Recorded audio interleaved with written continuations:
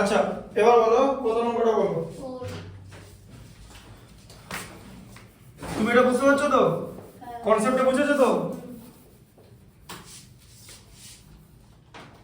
বলো 4 এর অঙ্কটা কি আছে? CP equal to 8640 তাই তো, আর loss equal to 2 whole 12 whole 1/2% loss হয়েছে তাই তো। আচ্ছা এটা কিভাবে করে বার করব? তার মানে হচ্ছে এতটা লস হয়েছে 25/2% লস হয়েছে তাই তো। তার মানে সেলিং প্রাইস কত হবে? কস্ট প্রাইস যেটা ছিল সেটা থেকে মাইনাস হয়ে যাবে তাই তো। লস হয়েছে মানে সেলিং প্রাইস কমে যাবে তো। লস কতটা মানে কি, লস কখন হয়?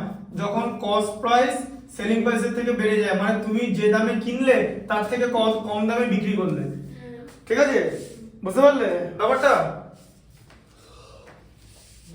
টাকায় ধর তুমি 1 টাকায় 4টে লেবু কিনেছো, দিয়ে 1 টাকায় 2টো লেবু বিক্রি করলে, তোমার লাভ হবে না মানে ক্ষতি হবে? 4টে লেবু কিনেছো, দিচ্ছ লোককে 2টো লেবু, লস হবে? বুঝলাম। 1 টাকায় 4টে লেবু কিনেছো, দিয়ে যে তোমার কাছে লেবু নিতে যাচ্ছে তাকে বলছে 1 টাকায় 2টো দেবো, লস হবে না প্রফিট হবে? বোঝা গেল? আর যদি লোককে নিজে যদি 1 টাকায় 4টে লেবু কিনে লোককে 1 টাকায় 6টা দিয়ে দাও, তাহলে তোমার লস হবে। এখনো বুঝতে পারিনি।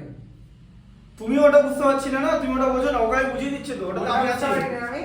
আমি কোনটা বুঝতে পারিনি বলো? না না যেটা আছে সেটা করো না, ওকে বোঝানোর দায়িত্ব তো আমার, তাহলে আমি তো এক্সাম্পলটা দিলাম কেন? এই দেখো এটার উপর 25/2% তাই তো। আচ্ছা এবার আগে দেখে নাও, পরে লিখে নেবে, ঠিক আছে? 8640 মাইনাস, এখানে ক্যালকুলেশনটা ইম্পর্টেন্ট, ঠিক আছে? 8640 ইনটু 25/2% মানে 100 দিয়ে ডিভাইড, মানে 1/100 দিয়ে মাল্টিপ্লাই, ঠিক আছে? বোঝা গেল?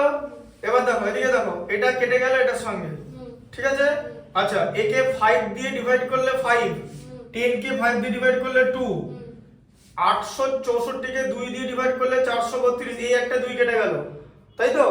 আবার আরেকটা 2 কেটে দাও মানে 216, তার মানে কি থাকলো?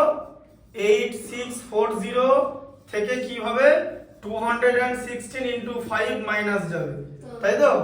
তার মানে 8640 থেকে কি বাদ যাবে? 216, মানে 200 ইনটু 5 1580, মানে 1080 বাদ যাবে, ঠিক আছে? 4 থেকে 0 বাদ গেলে 0, আর 864 থেকে 108 বাদ গেলে 756, এই যে তাই তো। এটা অ্যানসার আছে তো? আছে তো এটা অ্যানসার? দেখে নাও, ঠিক আছে? দেখে নাও, দ্বিতীয় পার্টটা করে নাও। কত? হ্যাঁ করতে তো হবেই। ঠিক আছে।